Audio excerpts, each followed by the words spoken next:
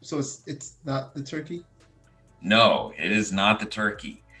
Are The you reason sure? Because being, that's not what I've been told for years. I've been told for years that turkey makes you sleepy. I mean, I've heard that year after year after year. Oh my gosh, I'm so tired because of turkey. But now you're telling me that it's the insulin attached?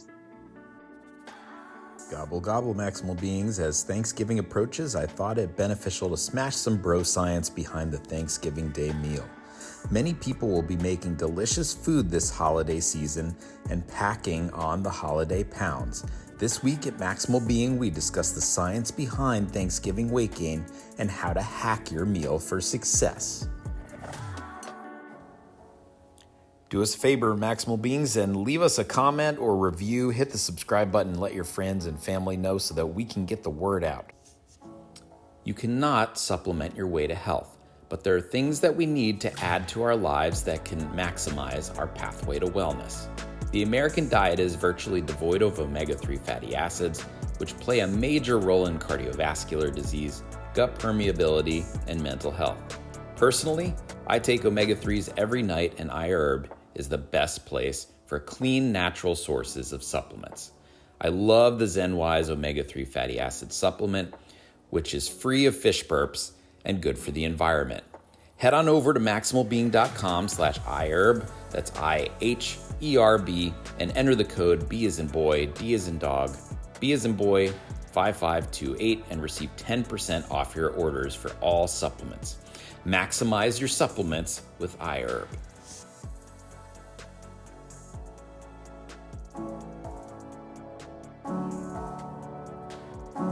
Welcome to Maximal Being, a GI doc and ICU nurse that break down the science so you can exceed your gut health, nutrition, and fitness goals. So, let's smash the bro science and optimizing your health with your hosts, Doc Mock and RN Graham. That's right, Maximal Beings. It's that time of year. Hey there, Maximal Beings. RN Graham here. And of course, I'm here with the great Doc Mock. And it's gobble gobble time, the most gluttonous time of the year. And we're here today to talk about how to turn your Thanksgiving meal around. So, of course, I am RN Graham. I am a registered nurse in South Florida. I work in the ICU. I'm also a past fitness competitor. And of course, I'm here with my good friend, Doc Mock. Doc Mock. what's going on, Maximal Beings? Doc Mock here. I'm a therapeutic endoscopist. That's a GI doctor that specializes in cancer. And I also do functional medicine, gut health, and nutrition. Back to you, RN Graham. So, like I was stating earlier, we are talking about the most gluttonous time of the year. Unfortunately, should it be the most gluttonous time of the year? No, it shouldn't. Doc Mock, would you agree with me on that one? I totally agree. I mean, there are so many foods that are just sitting on the Thanksgiving table waiting to be eaten that just get pushed to the side and ignored. There's such good nutrition there. We just got to look for it. Yeah, no, and I agree. Candied yams with the marshmallows on top. That's the perfect meal for Thanksgiving, isn't it? Uh, what? I mean, isn't that what Thanksgiving's all about? Isn't Thanksgiving all about, kind of stuffing ourselves with that sweet potato pie, that yummy, yummy, sticky, gooey candy? I mean, when you put it in the oven and you smell all that sweet sugar just melting together, that's Thanksgiving. That's yummy. That's exactly what our ancestors wanted it to be. Absolutely. So what's the issue? I mean, I think Thanksgiving gets a bad rep. I mean, Yeah, I think it's all about pies and candy jam and cranberry sauce and, all that fat and gravy everywhere. That's Thanksgiving. Maybe I'm wrong. yeah. I mean, today's topic is going to be discussing the Thanksgiving meal, and we want to just give the turkey the front and center view. Everybody demonizes that poor turkey. The It's turkey, dry. oh, it made me so tired. Oh, the turkey is what made me tired. Of course, it's always a turkey. That's proven, right? I mean, Yeah, tryptophan, duh, right? Yeah. So if we're talking about tryptophan, so tryptophan is an amino acid, right, Aaron Graham? So it's a type of protein precursor building block. And so when you have tryptophan in the body, inevitably it will convert through some enzymatic pathways into serotonin. And serotonin, if you know that from our episode on, talking about gut health and brain gut access, is that happy hormone. It's what makes you full of joy. Serotonin is in your gut. And so through the brain gut axis, it'll signal upwards into the brain, make you feel good and happy. So where does it transition into making you feel tired? Well, add on an additional enzyme there, and your very innocent, happy hormone serotonin will turn into melatonin. And based on that sleep episode we did, Aaron Graham, melatonin is what we take to help us sleep. It's made by the pineal gland, which is in your brain, and it will help reduce wakefulness. So that's where the correlation between the turkey being the bad guy making you sleepy comes. So it's not the turkey? No, it is not the turkey. Are you The reason sure? 'Cause being, that's not what I've been told for years. I've been told for years that turkey makes you sleepy. I've heard that year after year after year. Oh my gosh, I'm so tired because of turkey. But now you're telling me that it's the insulin attached?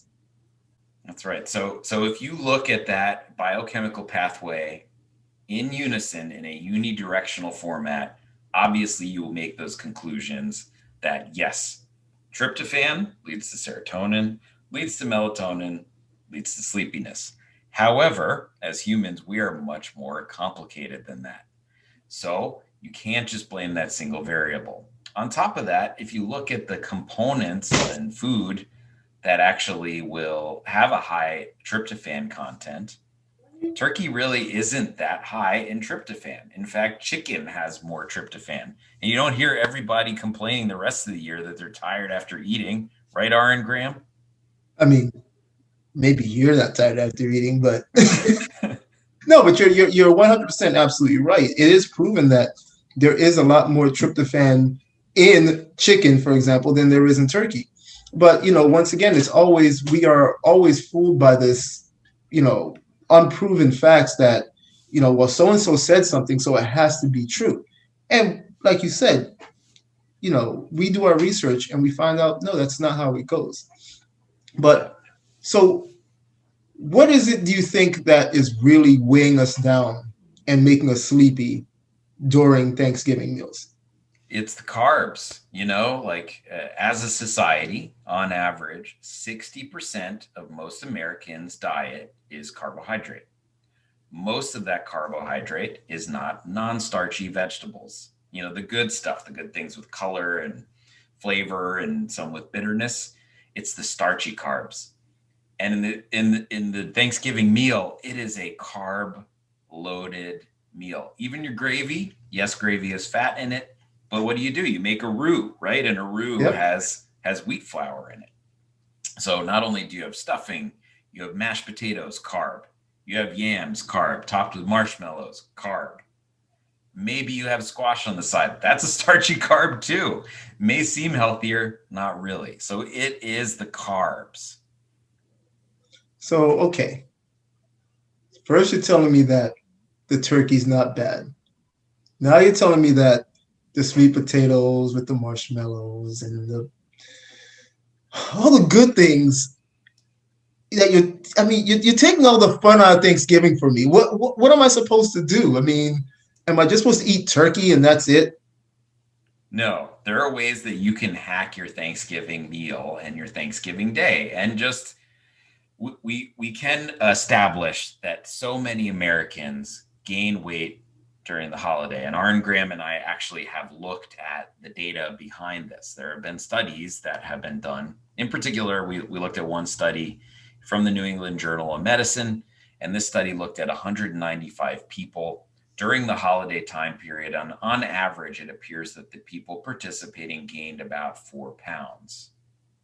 As an addition to that, there was a nutrition review that said about 51% of Americans' weight gain occurs during the holiday time period. And they estimated these gains to be as high as 14% of their body weight. There also have been studies that have been done on college kids. But not all of us have that college metabolism anymore. When I was in Yes. college, I could down, where I went to school, Rutgers, we had these things called fat cat sandwiches, which were probably 1,000 calories per sandwich. I could down 2 of those like it was nobody's business without even flinching. But we're not college kids anymore. But the data does show that most Americans gain most of their weight this time of year, which is why they have the rebound January 1st and go right to that gym. Yep. So we have talked, and we've talked about ways to prep for that meal. If you are going to go ahead and take in those extra calories, there are things that you can do to prep for it. Number one, get a good workout in the morning. Of course, we know that if you're going to load up with starchy foods, one way to get rid of them quickly is burn it off. And so starchy foods will burn off faster. But if we're sitting there, we're watching football after a full meal, or, during the day, we're dipping our finger in whatever's being made, we're not doing anything to combat what we're going to put into our bodies. I love football, but maybe we should go play outside and play football instead of sitting in front of the TV watching football on Thanksgiving. I mean, that's my thoughts. It's interesting that you brought up the weight gain during that period. So I know that a lot of that has to do with what we are consuming during that period.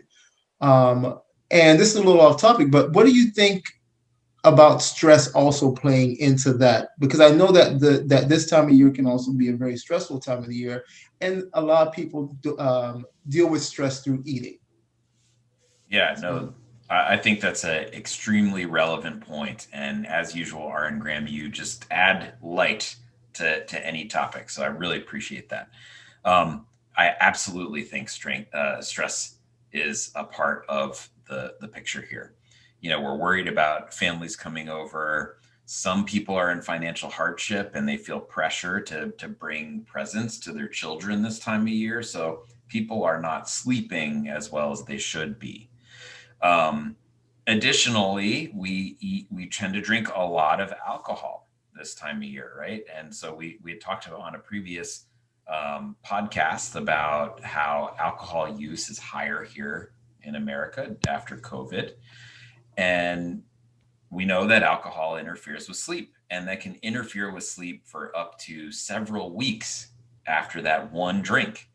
And so, of course, people aren't sleeping well. And so when you're under a stressful situation, when you're not sleeping appropriately, which your body sees as a stressful situation, you have a lot of a hormone called cortisol. And cortisol, if you've ever seen somebody that has Cushing's syndrome, makes you retain water, and it makes you retain fat around certain places of your body. So stress absolutely has a lot to do with this for those reasons, in my opinion. What's another recommendation that you would have for, getting ready for that Thanksgiving meal? What are some of the other things that you think that we should be doing? So I think the way that people traditionally will deal with Thanksgiving meal is, I'm going to exercise just restraint. I'm just going to limit the amount of food that I eat the entire time. And they actually did a study in the psychology literature where 31 men, 34 women participated, and each of them exercised what's called a restraint protocol. And they found actually that, men ate more than women in the study. Perhaps that's due to the fact that on average, men, we weigh more than women do. And in fact, people that were obese benefited from this strategy, but not people that were of normal weight. And it's probably due to the rebound effect after the holidays from not eating appropriately, or even maybe binge behavior that occurs during those actual holiday meals. People just eat. So restricting is not the key, but a lot of good food on that table. You just have to know what to look for. So start your day with a fast, right? You're going in strong. You're burning calories the remainder of the day. Get that work in from RN Graham. And then you're going to need carbs. So you get your carbs in, but look at your plate. And if your plate is a pie chart, and you can put pie on there, that's okay. Or cheesecake, if that suits Gotta your get that fancy. cheesecake. 1/4 of that pie should be that turkey. Aaron Graham, what do you think about turkey as a protein? Oh my gosh, it's amazing. I mean, you want to talk about jam-packed.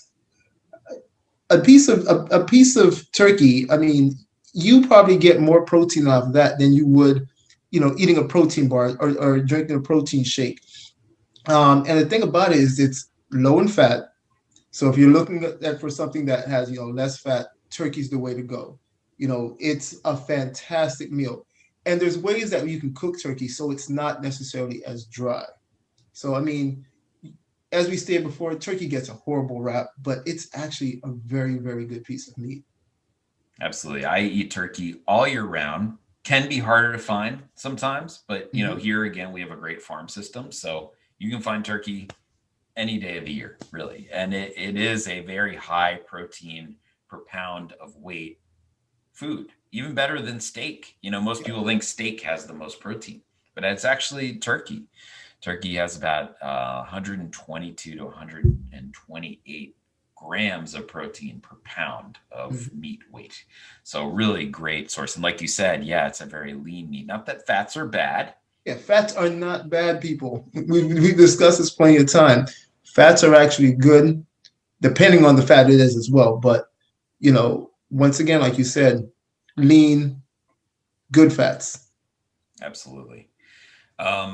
On your turkey, add gravy, but watch what you put in the gravy. Anytime you add things like flour or processed foods, that adds not only the carbohydrate component, but it also people will add things like sugar to it, and you also most gluten products contain things called lectins, and lectins will induce an inflammatory response in your body that can make you feel bloated and fat, and it can greatly damage your gut. The other 1/4 of your plate, that's where I'm going to put my starchy carbs. All right. So you're going to be picking maybe a little bit of stuffing or dressing, a little bit of mashed potatoes. But honestly, I'd keep it a 1/4 of your plate. And then that other half of your plate, get something with color, get something that's like a non-starchy veg, like a Brussels sprout, like some kale, like some salad, even tomato. I'm okay with that. It's a fruit technically, but like something with color that's not a starch. See, what a lot of people don't realize is these items that we're talking about, there's ways to make them where they're delicious. We are in contact all the time with our good friend Jackie, who's also now a client, and the foods that he is making right now, they look fabulous, and he's found ways to make foods that are hated by so many people look phenomenal. You saw his Brussels sprouts the other day, Yeah, and he give was me some of raving. that. Yeah, exactly. I mean, they looked amazing, and I love making Brussels sprouts myself. They're easy to make. You saute them, you add a little salt, you add a little pepper, add a little lime juice, boom, you're done, and you have an extremely healthy meal that tastes delicious. Yeah. Brussels sprouts and all the vegetables in that class. So that includes things like cabbage, like broccoli, like cauliflower. They contain a compound called sulforaphane. And sulforaphane is a huge player in the antioxidant world. It's really, and what antioxidants do, just to backtrack a little bit, is all throughout the day, due to sunlight, due to the toxins in the air that we breathe, the chemicals that we come in, just been beating our house from the carpet or whatever, you're getting these little compounds that add up and they damage your DNA. And your body will make things called free radicals. Those free radicals are things that cause cancer and are not good for your health, make you age faster. And so sulforaphanes take all those free radicals, you just gather them up and get rid of them in a good format. So all those types of vegetables, which are plentiful and in season right now, really good for your longevity, really good for antioxidant effects, and delicious. So I can either load myself up with pie, crap like that leads to diabetes, or I can eat cancer-fighting items such as Brussels sprouts. It's a very hard decision to make. And we're not saying don't have the pie, but No, like there's if you nothing wrong. worked out that morning or that afternoon or you played football, like you earned that pie. Have the pie, right? The slice The of pie, slice. Yeah, not the whole not the pie. whole pie. Yes, I do have to preface that. Good point. Good point.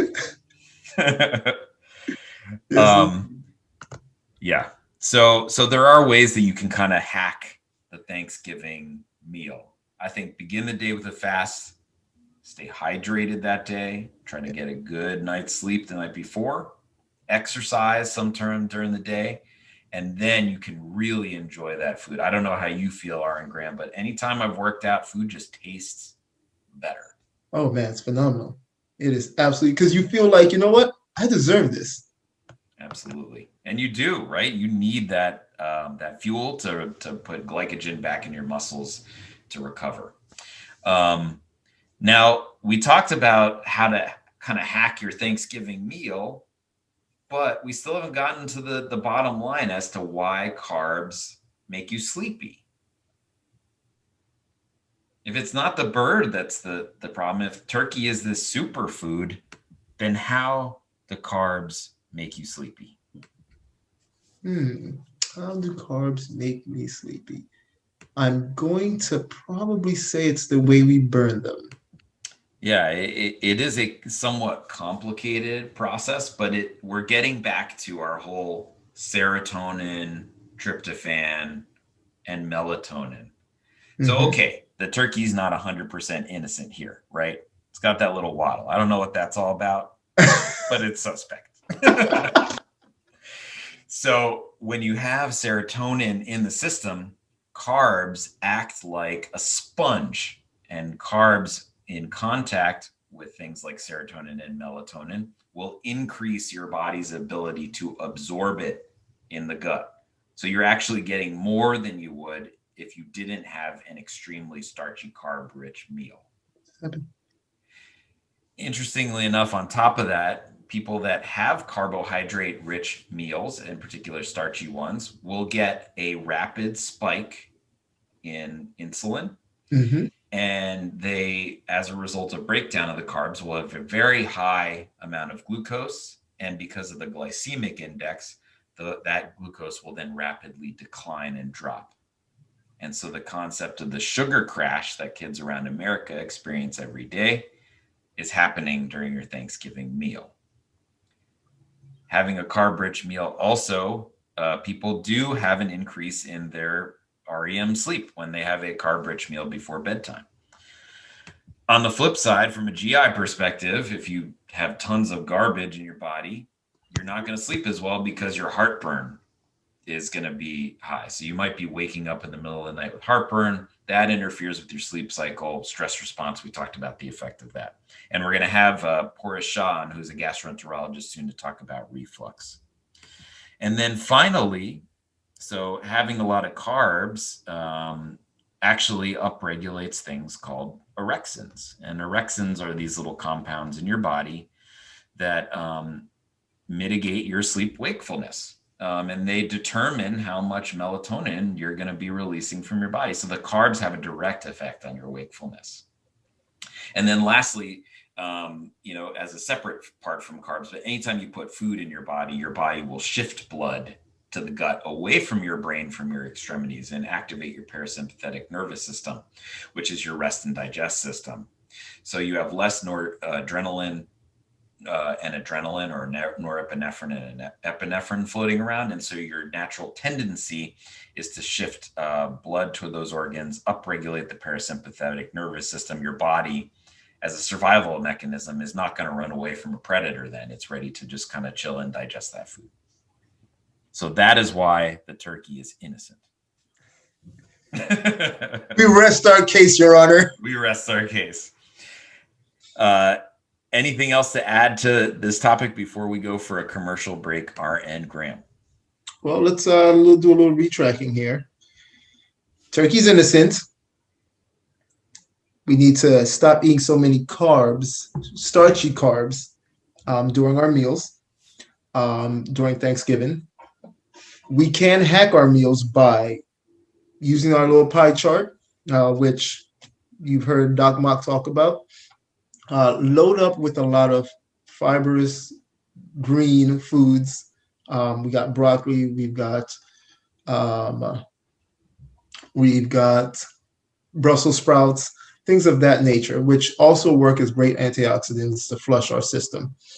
And let's get moving also on Thanksgiving. It's not, I understand that, we're with family, we want to sit around on the couch watching football and just sitting there chit-chatting, but we can do it. We can be active. We can go out and play football with the family. We can go for a walk and have talks with the family as well. This is a very stressful time of the year for a lot of people. This is an opportunity to release some of that stress by being more active. Also, try fasting in the morning before you get to that meal.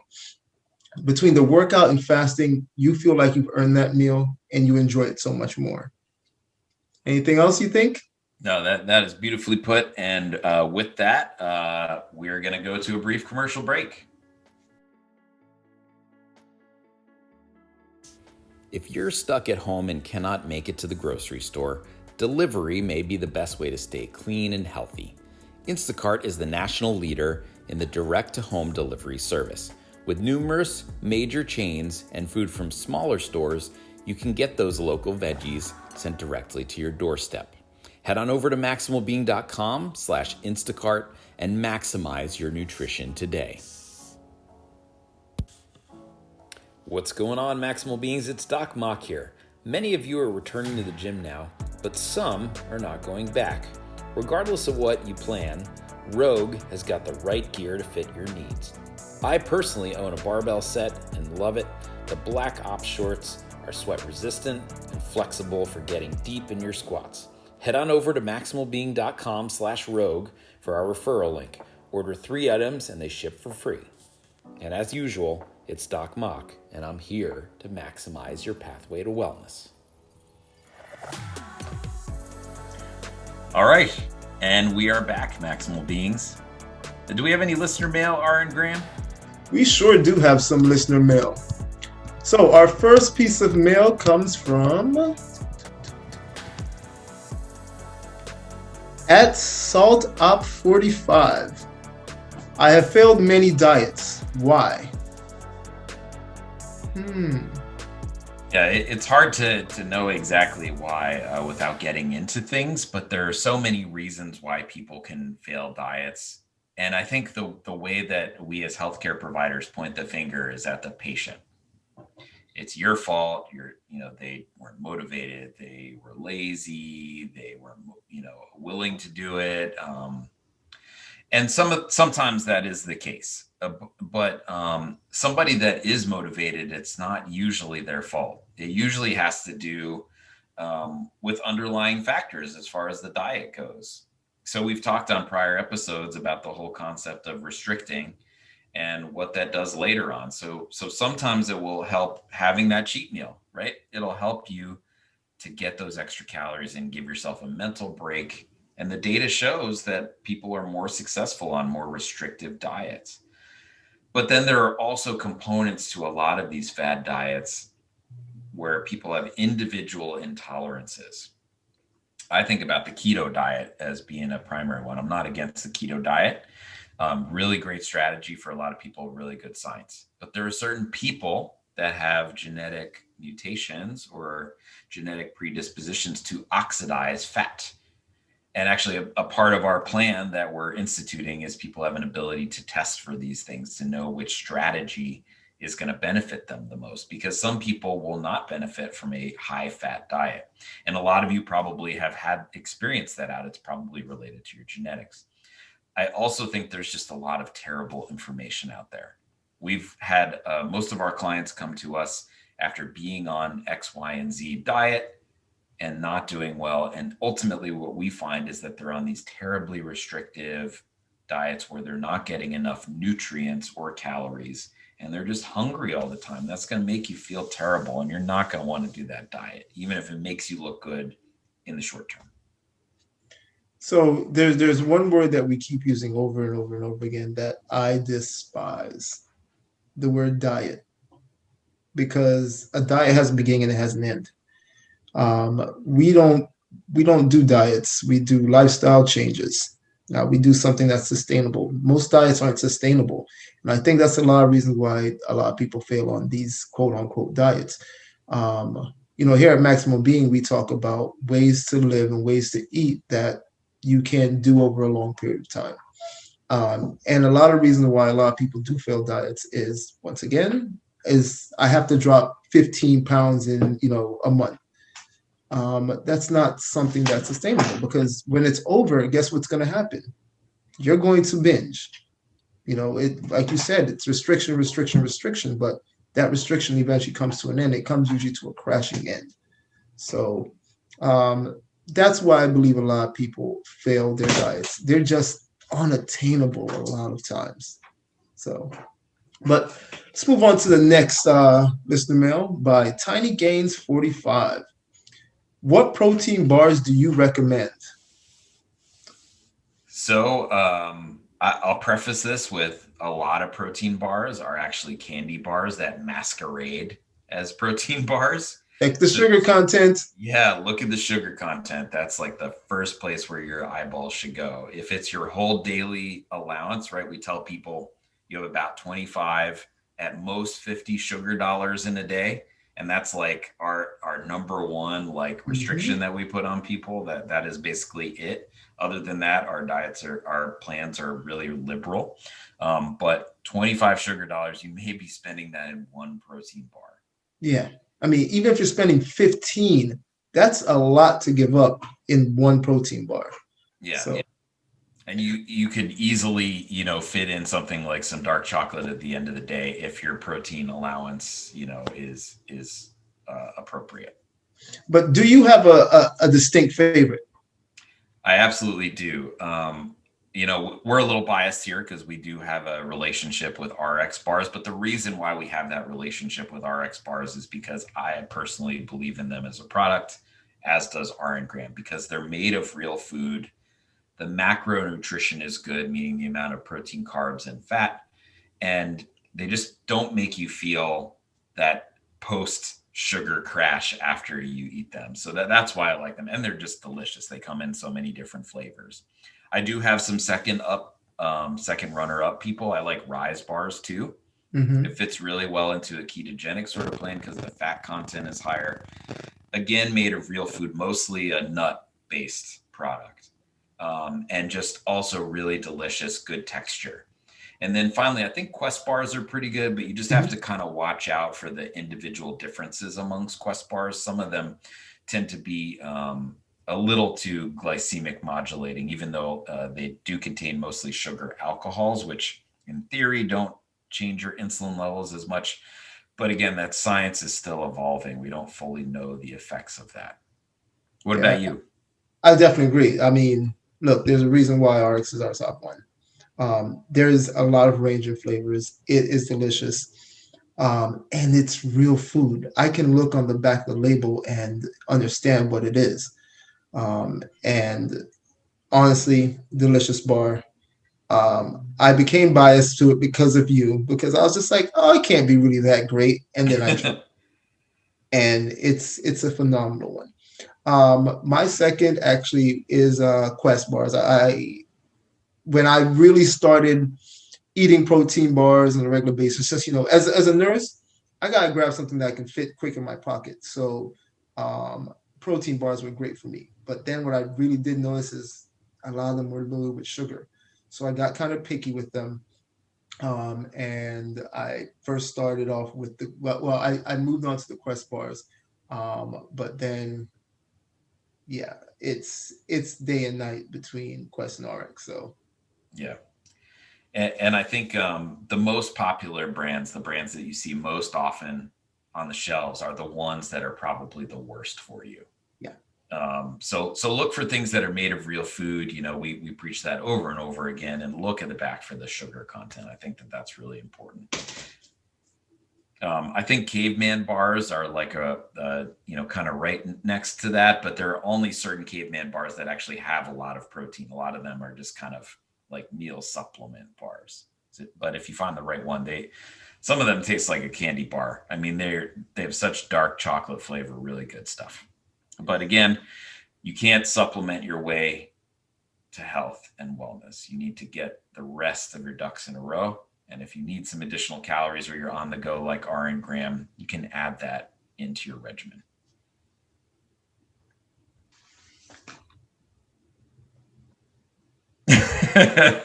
Gobble, gobble. He has been pardoned. He is not guilty, people. Not guilty. As always, yeah. In closing, do you have anything for us? Some quick leaving notes or anything for us, Doc Mark? Yeah, Thanksgiving is one of my favorite holidays. I think we're kind of rushing through this year because it's been a tough year for so many people. You know, healthcare providers, especially you out there. We're thinking of all of you. We appreciate you all so much. If nobody has told you that today, know that we appreciate you here at Maximal Being. I appreciate RN Graham for saving lives every day. And I think that Thanksgiving, just don't forget what the root of it is. And that's to give thanks for the things that you do have and the people in your life that you build a community with. Even if they're not with you in person, they can be there with you via technology, via the phone. And they're always with you, in your heart. Couldn't have said it better. Listen, people, mask up. Make our jobs easier for us, please. Well, this has been another great episode with Doc Mark. Happy Thanksgiving, everybody. Happy Thanksgiving, everybody. Enjoy it. It's a great time of the year. And remember what you're being thankful for. So this is RN Graham signing off. And Doc Mark, and we are here to maximize your pathway to wellness. Next week on the Maximal Being podcast. You have to toss back a couple beers. You have to drink a nice scotch or whiskey or a nice glass of wine. Isn't that what you're supposed to do? You're right. Like whether we're happy, we're sad, we're angry, it doesn't matter. People are drinking left and right. They're coping with things with drinking. They're celebrating with drinking. But to be honest with you, I have not been drinking in 2020.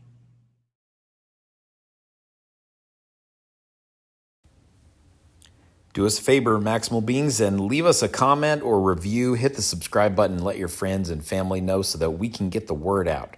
And until next time, this is Doc Mock, and I'm here to maximize your pathway to wellness.